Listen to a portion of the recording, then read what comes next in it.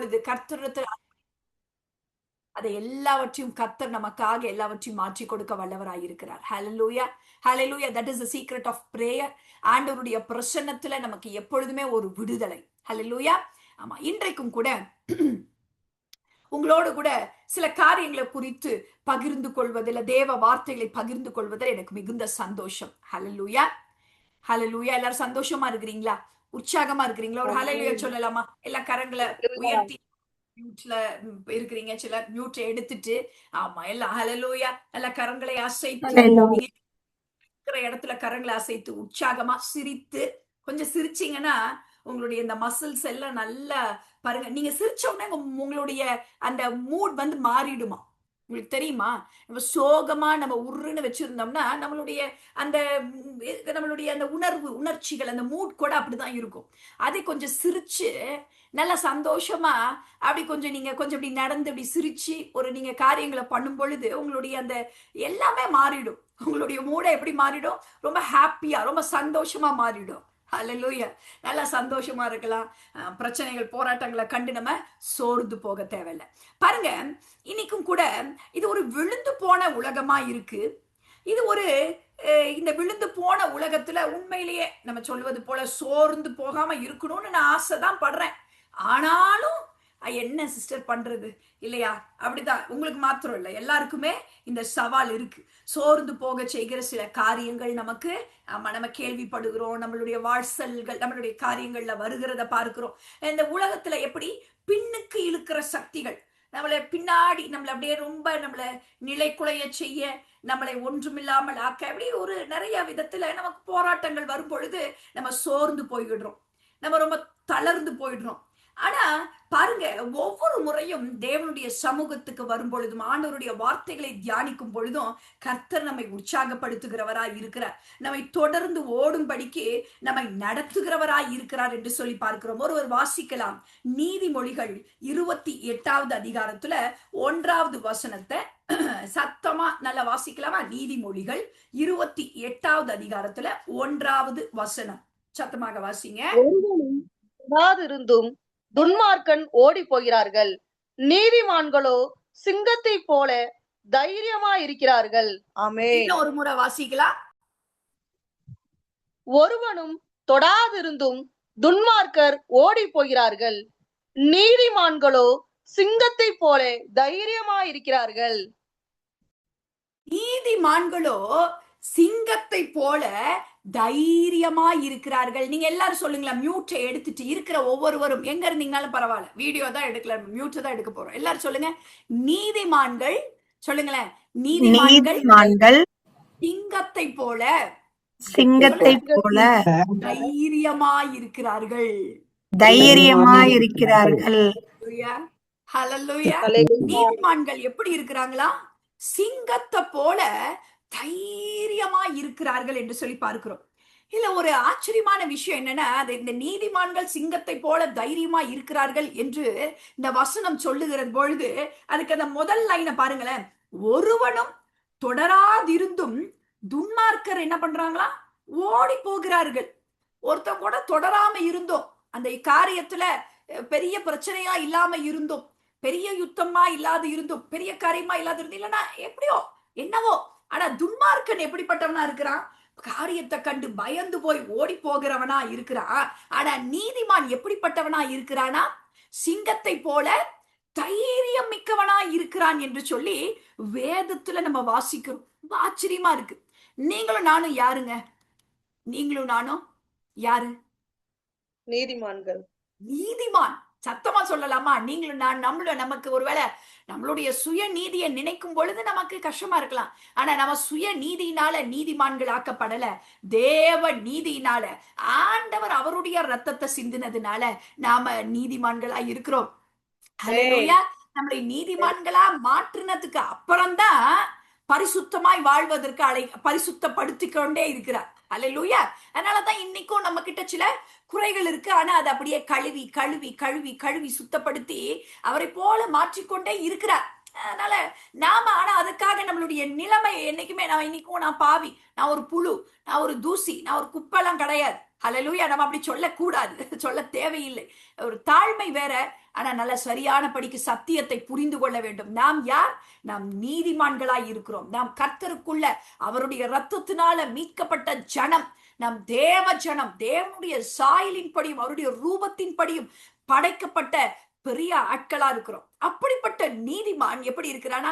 சிங்கத்தை போல தைரியம் உள்ளவனா இருக்கிறானா. பாருங்க, பைபிள்ல ஆண் என்றும் இல்லை, பெண் என்றும் இல்லை, யூதன் என்றும் இல்லை, கிரேக்கன் என்றும் இல்லை. அப்ப இப்படி பார்க்கும் பொழுது இதெல்லாம் ஒருவேளை மேன்லினஸ் ஒரு ஆணுக்கு இருக்கக்கூடிய ஒரு காரியமா இருக்கலாம். பெண்களுக்கு எப்படி சிஸ்டர் தைரியம் அப்படின்லாம் சொல்லி நம்ம நினைக்க கூடாது.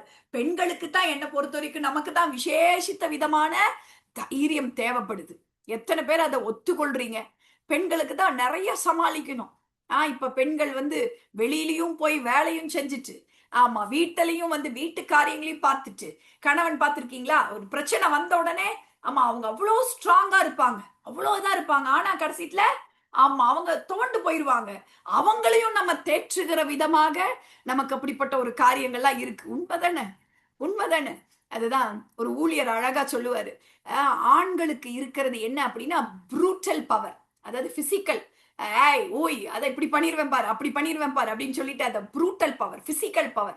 பெண்களுக்கு இருக்கிறது என்ன பவர் அப்படின்னு சொன்னா நம்மளுடைய என்னது அவங்களுக்கு இருக்கிறது அது என்ன வார்த்தை எனக்கு மறந்துருச்சு பாருங்க. அவங்களுக்கு இருக்கிறது அவங்க ஆண்கள் அப்படி பண்ணிடுவேன் இப்படி பண்ணு சொல்லணும். ஆனா பெண்கள் என்னவா நினைச்சாவே போதுமா அப்படி அவர்களுக்கு இருக்கிறது அவ்வளவு ஒரு பெரிய ஒரு இதுன்னு சொல்லி மன வலிமை. அப்ப பாருங்க, அந்த பெண்களுக்கு இப்படிப்பட்ட மன வலிமைகள், ஒரு தைரியம் தேவைப்படுகிறது, அவசியமா இருக்கு.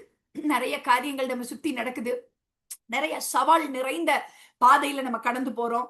வீட்டின் வேலை பளுக்கள் நமக்கு நிறைய இருக்கு, குடும்பத்தை பராமரிக்க வேண்டிய பொறுப்புகள் இருக்கு. இப்படி ஊழியங்களை நம்ம செய்கிற பொறுப்புகள் எல்லாருமே நம்ம ஆண்டவருக்காக சில காரியங்களை சில பணிகளை செய்கிறோம். வெளியில ஒருவேளை வேலைகளுக்கு கடந்து போகிறோம். அந்த இடத்துல பலவிதமான சூழ்நிலைகள் காரியங்களை சமாளிக்க வேண்டியது இருக்கிறது. பொருளாதார ரீதியான காரியங்களை நாமும் கையில எடுத்து சில காரியங்களை செய்ய வேண்டியது இருக்கிறது. கணவருக்கு ஒத்துழைப்பாக இருக்க வேண்டிய காரியங்கள் இருக்கிறது. பலவீனங்கள், சுகவீனங்கள், இப்படிப்பட்ட காரியங்களை சமாளிக்க வேண்டிய ஒரு சூழ்நிலைகளுக்குள்ளாக இருக்கிறோம். இப்படி பாருங்க, எல்லா விதத்திலையும் பெண்களுக்கு ஒரு தைரியம் தேவைப்படுகிறத பார்க்கிறோம். ஒரு மன வலிமை, ஒரு தைரியம், ஒரு காரியத்தை நம்ம தேவைப்படுகிறத நம்ம பார்க்கிறோம். அப்ப வேதம் அழகாக சொல்லுகிறது, ஒருவனும் தொடராதிருந்தோம் துன்மார்க்கன் என்ன பண்றான்? பிரச்சனையை பார்த்து, சூழ்நிலையை பார்த்து, காரியம் எதிர்த்து வருகிறத பார்த்து என்ன பண்றான்? ஓடி போறவனா இருக்கிறான். ஆனா நீதிமான் அப்படிப்பட்டவனா இல்ல, அவன் நிற்கிறவனா இருக்கிறான், அவன் தைரியம் மிக்கவனா இருக்கிறான். அது எப்படிப்பட்ட தைரியம்? சிங்கத்துக்கு ஒப்பான தைரியம், சிங்கத்தை போல தைரியம் உள்ளவனாய் இருக்கிறான் என்று சொல்லி நம்ம பார்க்கிறோம். ஹல்லேலூயா. நம்ம வாசிச்சு பார்த்தோம்னா நீதிமொழிகள் 30வது வசனத்தை வாசிங்களேன். நீதிமொழிகள் 30:30. அவையாவன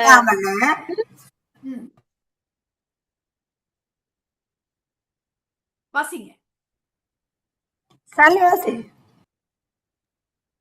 அவையாவன மிருகங்களில் சௌரியமானதும் ஒன்றுக்கும் பின்னடையாததுமாகிய சிங்கமும், ஒன்றுக்கும் பின்னடையாததுமாகிய சிங்கம். ஒன்றுக்கும் கூட பின்வாங்கி போகாத, பின்னடைந்து போகாத சிங்கம் என்று சொல்லி நம்ம பார்க்கிறோம். இந்த சிங்கத்தின் சுபாவத்தை நம்ம குறித்து பார்க்கும் பொழுது, இன்னைக்கு நாங்க காலையில என்னுடைய மார்னிங் பிரேயர்ல இதை நாங்க சகோதரிகள் நாங்க தியானிக்கும் பொழுது எனக்கு ரொம்ப அருமையா இருந்தது, எனக்கு ரொம்ப பிடிச்சிருந்தது. இப்ப இதை குறித்து தியானித்து இதை வேறு விதமாக அப்படியே நம்முடைய சகோதரிகளுக்கு பிரயோஜனமான ஒரு செய்தியாக கொடுக்க வேண்டும் என்று சொல்லி எனக்குள்ளாக ஒரு ஆர்வத்தை கர்த்தர் கொடுத்தார். பாருங்க, இந்த சிங்கம் எப்படிப்பட்டதா இருக்கிறது என்று சொல்லி பார்த்தோம்னா, ஏசாயா 31:4 வாசிங்களேன். ஏசாயா 31:4.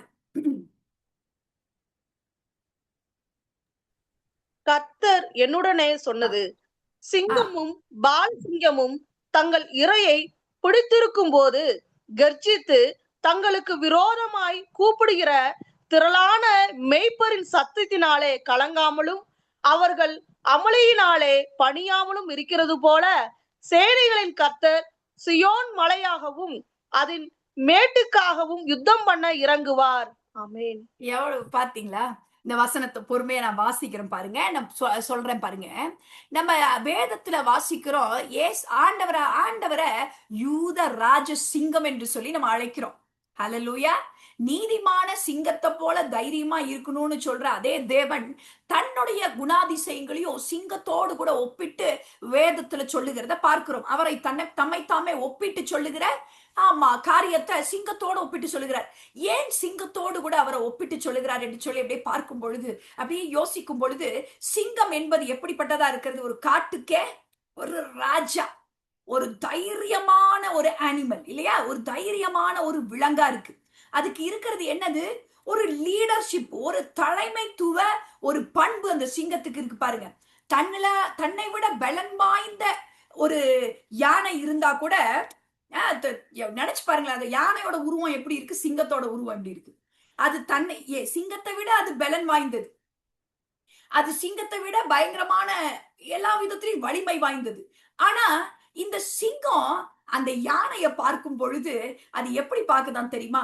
தன்னுடைய இரையாக பாக்குதான். ஹல்லேலூயா. அதுக்கு இருக்கிற தைரியத்தை பாருங்க, அந்த மன வலிமையை பாருங்களேன். அது தன்னுடைய அவ்வளவு பெரிய உருவமா இருந்தாலும், எவ்வளவு பெருசா இருந்தாலும், அதை பார்க்கும் பொழுது அதை தன்னுடைய இரையாக பார்க்குது. அதனுடைய ஆட்டிடியூட்ஸ், அதனுடைய அந்த ஆட்டிடியூடு ஒரு பயங்கரமான தைரியம் மிக்கதா இருக்கிறது என்று சொல்லி பார்க்கிறோம். அதனாலதான் அது காட்டுக்கு ராஜாவாக இருக்கு. அதோடைய வல்லமை, அதோடைய ஸ்ட்ரென்த், அதனுடைய காரியங்கள் பார்க்கும் பொழுது ஆச்சரியமா இருக்கு. அதே போல நம்ம பார்க்கும் பொழுது அதனுடைய தைரியம், அதனுடைய கரேஜ் எப்படி இருக்கு? ரொம்ப பெருசா இருக்கு என்று சொல்லி பார்க்கிறோம். அதனாலதான் அதை காட்டுக்கு ராஜா என்று சொல்லி அழைக்கிறோம். அதே போலதான் நம்மளுடைய தேவாதி தேவன், அவர் எப்படிப்பட்டவராய் இருக்கிறார்? அவர் பராக்கிரமமான தேவனாய் இருக்கிறார். ஹல்லேலூயா. சும்மா நம்ம நினைக்கிற மாதிரி பிரச்சனையை கண்டா ஓடி போறவர் அல்ல. நம்ம பிரச்சனையெல்லாம் பார்த்துட்டு பயப்படுறவர் அல்ல. உலகத்துல எவ்வளவோ என்ன வந்தாலும் தைரியமான நிற்கக்கூடிய தேவன் அவர். ஏன்னா அவர் தேவன், அவர் கடவுள்.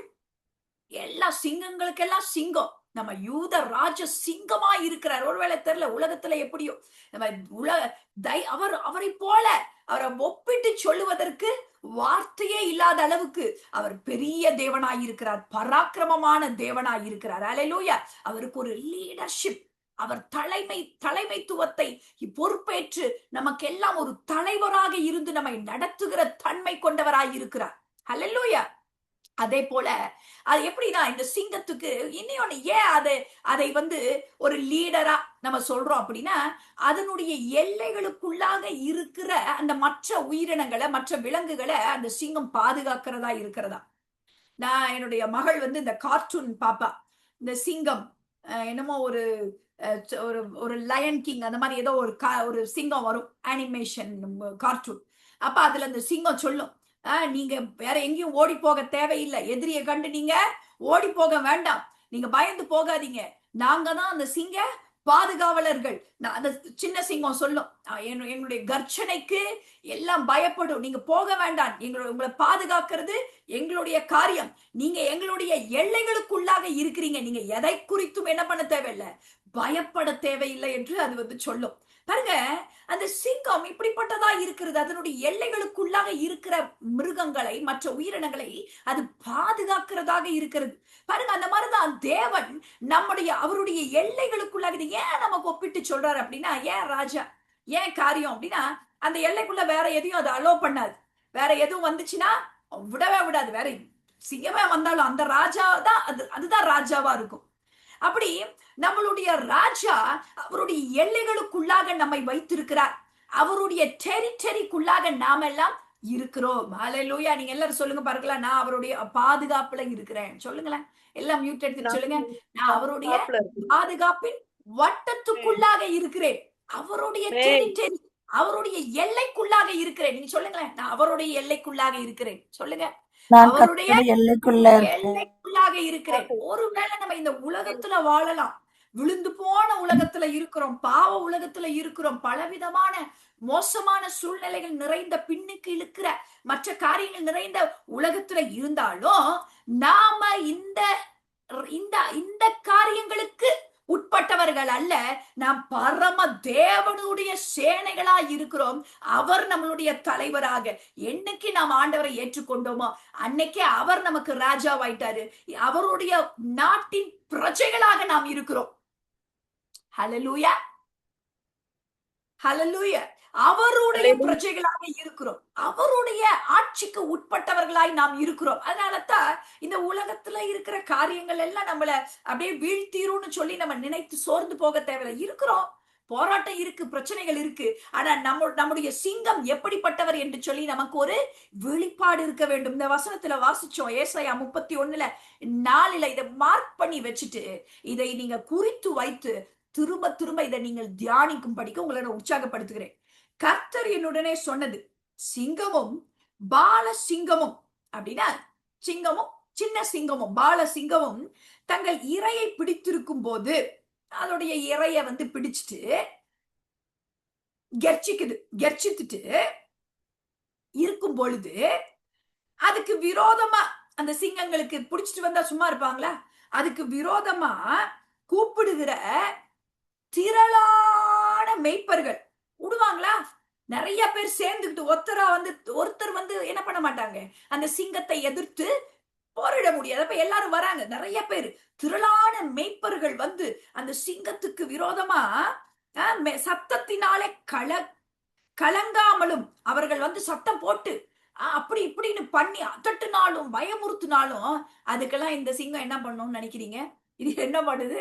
கலங்காம அப்படியே அசால்ட்டா, அப்படியே கலங்காமலும் அவர்களின் அமளியினாலே, அப்படி இப்படின்னு பண்ணி அமளி பண்றோம்னு சொல்றோம்ல, அந்த அமளிக்கெல்லாம் பணியாமலும் இருக்கிறது போல, எந்த புயலுக்கும் எந்த காரியத்துக்கும் எந்த சலசலப்புக்கும் அசராத இருக்கிறது போல என்ன பண்றாரா? சேனைகளின் கர்த்தர் சீயோன் மலைக்காகவும், சீயோன் மலை அப்படின்னா அது ஒரு இடத்தை குறித்து அல்ல, நாம் புரிந்து கொள்ள வேண்டும். புதிய ஏற்பாட்டின் வெளிப்பாட்டுல நாம் சீயோன் பிரஜைகளாக நாம இருக்கிறோம். ஹல்லேலூயா. உங்களுக்காகவும் எனக்காகவும் சீயோன் மலைக்காகவும் அதன் மேட்டுக்காகவும் யுத்தம் பண்ண இறங்குவார். ஹல்லேலூயா, ஹல்லேலூயா. எவ்வளவு பெரிய வார்த்தை பாருங்க. நமக்காக யுத்தம் பண்ணுகிறவர் எப்படிப்பட்டவர்? சும்மா அந்த அமளிக்கெல்லாம் அசராதவர். விரோதமா கூப்பிடுகிற அந்த மேய்ப்பரின் சத்தத்துக்கெல்லாம், நம்மளுடைய பிரச்சனை, நம்மளுடைய போராட்டம், நம்மளுடைய கேயாஸ், இதுக்கெல்லாம் கலங்காத ஒரு நபர். ஹல்லேலூயா. நமக்கு அதெல்லாம் பார்த்துட்டு ஐயோ ஊன்னு நம்ம நினைச்சுக்கிறோம்ல, ஐயோ இப்படி சுத்தி இருக்கிற சத்தமும் அப்படிதான் இருக்குது, ஐயோ இது இவ்வளவு பெரிய ஓலாடுறது போல, இது இவ்வளவு பெரிய பிரச்சனை, இவ்வளவு பெரிய போராட்டம், ஊன்னு. ஆனா நம்மளுடைய ராஜா எப்படிப்பட்டவரா இருக்கிறாரா? சியோனுக்காகவும் அதன் மேட்டுக்காகவும் யுத்தம் பண்ணுகிற அந்த ராஜா எப்படிப்பட்டவரா இருக்கிறாரு? இந்த காரியங்களுக்கெல்லாம், இந்த சூழ்நிலைகளுக்கெல்லாம், இந்த காரியங்களுக்கெல்லாம் அசராதவராய் இருக்கிறார். அமளியினால அவர் கலங்காதவராய் இருக்கிறார். ஏனென்றால் அவர் ஆண்டவராய் இருக்கிறார், அவர் பெரிய தேவனாய் இருக்கிறார். அநேக வேளைகள்ல நம்ம ரொம்ப ஆண்டவரை ரொம்ப குறைவா நினைச்சுக்கிறோம். ஆண்டவர்னா ஏதோ என்னமோ அப்படின்னு நினைச்சுக்கிறோம். ஆண்டவர் பராக்கிரமமான தேவன் என்பதை நாம் மறந்து போகிறோம். ஹல்லேலூயா. அவர் பயங்கரமான தேவன். நம் பிரச்சனைகளை காட்டிலும், நம் போராட்டங்களை காட்டிலும், நம் சூழ்நிலைகளை காட்டிலும், வியாதிகளை காட்டிலும், உங்களுடைய எல்லா விதமான கோர தாண்டவம் ஆடுகிற எல்லா விதமான காரியங்களை காட்டிலும் கர்த்தர் பெரியவராய் இருக்கிறார். ஹல்லேலூயா. அவர் கலங்காதவர், அவர் பெரிய தேவனாய் இருக்கிறார். மேட்டுக்காக சியோனுக்காக யுத்தம் பண்ணுகிறவராய் இருக்கிறார். இப்படிப்பட்ட சிங்கத்தோடைய பிள்ளைகளாய் நாம் இருக்கிறோம். ஹல்லேலூயா. இப்படி சொல்லிட்டுதான் நம்ம பார்க்கிறோம், நம்ம எப்படி நாமளும் இந்த சிங்கத்தை போல தைரியமா இருக்க வேண்டும் என்று சொல்லி பார்க்கிறோம். சிங்கம் போட்ட குட்டி என்னவாதான் இருக்க முடியும்? பூனைக்குட்டியா இருக்க முடியுமா? எலிக்குட்டியா இருக்க முடியுமா? சிங்கம் போட்ட குட்டி எப்படித்தான் இருக்கணும்? சிங்க குட்டியாத்தான் இருக்கணும். ஹல்லேலூயா. நீங்களும் நானும் அந்த சிங்கத்தின் பிள்ளைகளாய் இருக்கிறோம். அவரை போல ஒரு தைரியம் மிக்கவர்களாக, அவரை போல வலிமை மிக்கவர்களாக இருக்க வேண்டும் என்று சொல்லி தேவன் விரும்புகிறவராய் இருக்கிறார். அப்படி இல்லாம இருக்கலாம், ஆனால் அப்படி இருப்பது ஆண்டவருடைய விருப்பம். அப்படி நம்மை இருக்க நம்மால் முடியும். ஹல்லேலூயா. நம் மனம் மறுரூபம் அடைய கர்த்தர் நமக்கு அப்படிப்பட்டதான நம்மளுடைய சிந்தனைகள் மாற மாற கர்த்தரை குறித்த பார்வை, இந்த நம்மளுடைய வாழ்வை குறித்த காரியங்கள் எல்லாம் நாம் புரிந்து கொள்ள நமக்கு அப்படிப்பட்ட ஒரு தைரியத்தை கர்த்தர் தருகிறவர்களா இருக்கிறார். பாருங்க, இப்படி வேதத்துல இவ்வளவு ஒரு தைரியமா ஒரு ஒரு ஒருத்தர் ஃபேஸ் பண்ணதை பார்க்கிறோம். ஒரு பெண் இப்படி ஒரு தைரியமாக ஒரு சூழ்நிலையை அவள் பார்த்து பின்னடையாம, பின்னோக்கி போகாம, பின்னடைந்து ஓடி போகாம, அந்த பிரச்சனையை கண்டு எதிராக ஓடி போகாம ஒரு ஒரு துணிச்சலாக நின்ற ஒரு பெண்ணை நம்ம பார்த்து நம்ம அப்படியே முடிக்க போகிறோம். எஸ்தர் 3வது அதிகாரத்துல 13வது வசனத்தை ஒருத்தர் வாசிக்கலாமா? எஸ்தர் 3வது அதிகாரத்துல 13வது வசனம்.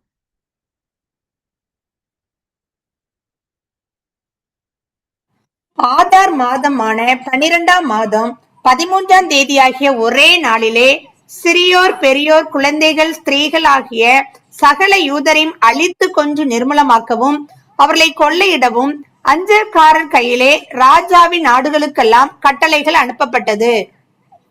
ஒரே நாளில எல்லாத்தையும், சிறியோர் பெரியோர் எல்லாத்தையும் கொன்னு அழிக்கும்படிக்கு, அவர்களுடைய எல்லா காரியங்களையும் அழிக்கும்படிக்கே பெரிய கட்டளை இடப்பட்டது.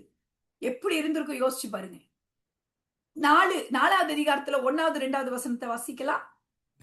நடந்த யாவற்றையும் மொர்தெகாய் அறிந்த போது மொர்தெகாய் தன் வஸ்திரத்தை கிழித்து ரெட்டுடுத்தி சாம்பல் போட்டுக்கொண்டு நகரத்தின் நடுவே புறப்பட்டு போய் துயரமுள்ள மகா சத்தத்துடனே அலறிக்கொண்டு ராஜாவின் அரண்மனை வாசல் முகப்பு மட்டும் வந்தான்.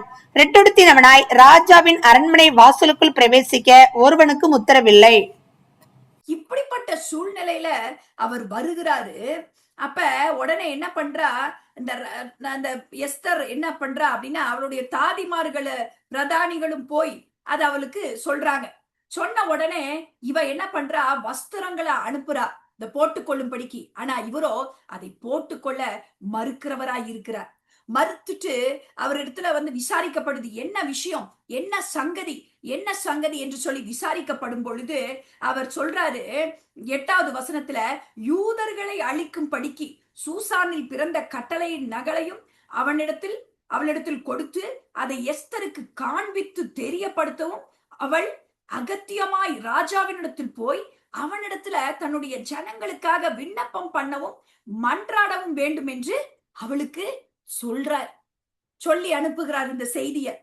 இவளுக்கு என்ன அப்படின்னா, பாருங்க, எஸ்தருக்கு அறிவிக்கிறாங்க.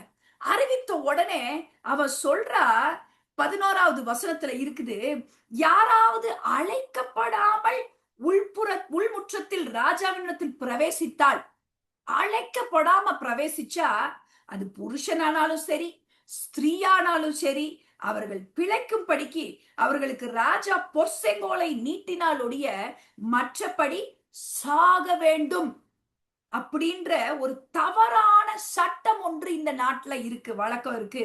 அப்படி இருக்கும் பொழுது நான் எப்படி போக முடியும்? நான் 30 நாள் அளவும் என்னைய ராஜா கூப்பிடவே இல்லை. யாராவது அனுமதி இல்லாம போனா, அது பெண்ணா இருந்தாலும் சரி ஆணா இருந்தாலும் சரி, இந்த ராஜா என்ன பண்ணிருவாரு, அவருடைய இஷ்டம்தான். அவங்கள கொலை பண்ணிடக்கூடிய சட்டம் இருக்கு. அவங்க பிழைச்சிருக்கணும்னு ராஜா நிர்ணயிச்சாதான். ஆனா அப்படி அனுமதி இல்லாம போறவர்களை கொன்னு போட முடியும். அப்படி ஒரு மோசமான சட்டம் ஒன்று இருக்கு என்று சொல்லி இவ சொல்றா.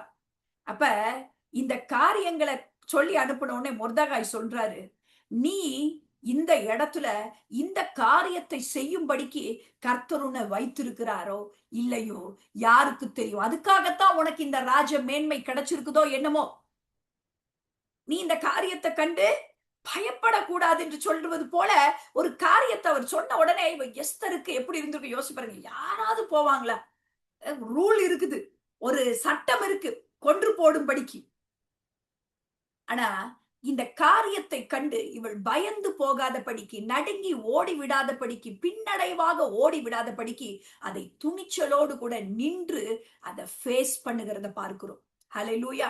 ஒரு பெண் ஒரு தைரியமற்ற தன்மையோடு கூட இருக்கிறதா நம்ம சித்தரித்து நம்ம நிறைய காரியங்களை பார்க்கிறோம். ஆனா அப்படி இல்லாத படிக்கு எஸ்தர் நம்ம பார்க்கும் பொழுது ஒரு ராஜ மேன்மையை உடையவளா இருக்கிறா. ஆனா அவளுடைய சூழ்நிலைகள் அங்கு வேறு விதமா இருக்கு.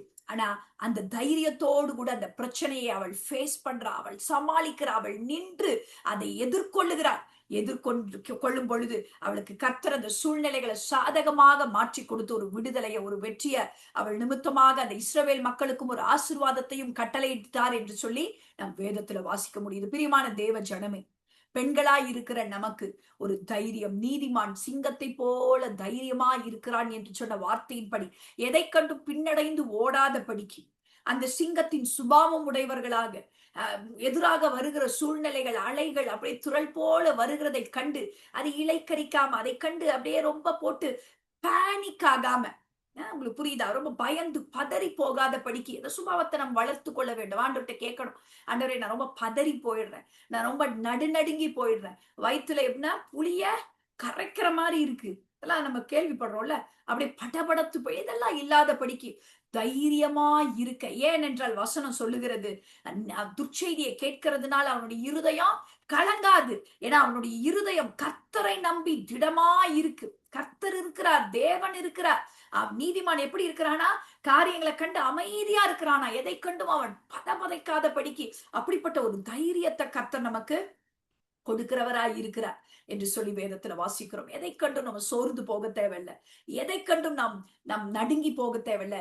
நமக்கு எல்லாம் சகலமும் நன்மைக்கு ஏதுவாக நடக்கிறது என்று சொல்லி நாம் அறிந்திருக்கிறோம். எல்லாத்தையும் கர்த்தர் பார்த்து கொள்ள வல்லவராய் இருக்கிறார். அப்படியே கண்களை மூடி நம்ம ஜெபிப்போமா? எல்லாம் கண்களை மூடி. இன்னைக்கு ஒருவேளை இந்த காரியங்கள் நமக்கு இல்லாம இருக்கலாம். நம்மளுடைய சுபாவம் ஒரு பயந்த சுபாவமா இருக்கலாம், நமக்கு ரொம்ப நடுங்கிற சுபாவமா இருக்கலாம், நமக்கு ரொம்ப பதபதைத்து போகிற சுபாவமா இருக்கலாம், நம்ம அப்படிப்பட்டவர்களா இருக்கலாம். ஆனா தேவன் நமக்கு சொல்லியிருக்கிறார், நமக்கு பயமுள்ள ஆவியை கொடாமல் அன்பும் நமக்கு தெளிந்த புத்தியுள்ள ஆவியை கொடுத்திருக்கிறேன் என்று சொல்லி இருக்கிறார். அதனால எல்லாம் கண்களை மூடி நம்ம ஜெபிப்போமா? அன்புள்ள ஆண்டவர், எல்லாரும் கண்களை மூடுவோம், எல்லாரும் ஒரு நிமிஷம் அப்படியே நம்ம ஜெபிப்போம். ஹalleluya, thank you Jesus, thank you Jesus. அன்புள்ள ஆண்டவரே, உம்மை துதிக்கிறோம் அப்பா, உம்மை போற்றுகிறோம் தகப்பனே. இந்த நல்ல நாளுக்காக நன்றி செலுத்துகிறோம் அப்பா. ஒரு சிறு கூட்டமாக பெண்களாக இணைந்து ஆண்டவரே உடைய நாமத்தை மகிமைப்படுத்தும்படிக்கு கர்த்தர் எங்களுக்கு நீங்க இந்த கிருபையை கொடுத்ததுக்காக நன்றி செலுத்துகிறோம் ஆண்டவரே. எங்களுடைய வாழ்க்கையில அநேக சூழ்நிலைகள்ல ஆண்டவரே நாங்கள் அப்பா கர்த்தரே நாங்கள் சோர்ந்து போயிருந்திருக்கிறோம், பயந்து போயிருந்திருக்கிறோம், நடுங்கி போயிருந்திருக்கிறோம், திகைத்து போயிருந்திருக்கிறோம். ஆனாலும் கூட வேதத்துல வாசிக்கிறோம், நீதிமான் சிங்கத்தை போல தைரியமா இருக்கிறான் என்று சொல்லி வேதத்தை வாசிக்கும் பொழுது அப்பா எஸ்தர் ராஜாத்திய போல ஒரு தைரியம் மிக்கவளாக ஆண்டவரே அந்த காரியங்களை ஃபேஸ் பண்ணுகிறவர்களாக, மனிதர்களுக்கு பயப்படாத படிக்கு, சூழ்நிலைகளுக்கு பயப்படாத படிக்கு, காரியங்களுக்கு பயப்படாத படிக்கு அந்த சூழ்நிலைகளை அப்படியே எதிர்த்து நின்று அதை ஆண்டவரே துணிச்சலோடு கூட அதற்கு எதிர்த்து நின்று அதை ஃபேஸ் பண்ணி அதுல ஒரு ஜெயத்தை பெற்றுக்கொள்ளுகிற ஒரு அப்பா தைரியம் மிக்க பெண்களாக எங்களை கர்த்தர் தேவன் அப்பா நீங்க மாற்றும்படியாக எங்களை கருத்துல ஒப்பு கொடுக்கிறோம். கர்த்தர் நீங்க பொறுப்பேற்றுக் கொள்ளுங்க, எங்களை ஆசீர்வதிங்க, ஒவ்வொருவரையும் கர்த்தர் பார்த்து கொள்ளுங்க. இயேசுவின் மூலம் ஜெபிக்கிறோம் எங்கள் நல்ல தகப்பனே, ஆமென், ஆமென். எல்லாரும் சேர்ந்து சொல்லுமா? என் ஆத்துமாவே கர்த்தரை ஸ்தோத்திரி, என் முழு உள்ளமே பரிசுத்த நாமத்தை ஸ்தோத்திரி, என் ஆத்துமாவே கர்த்தரை ஸ்தோத்திரி, கர்த்தர் செய்த சகல உபகாரங்களையும் மறவாதே. ஆமென், ஆமென்.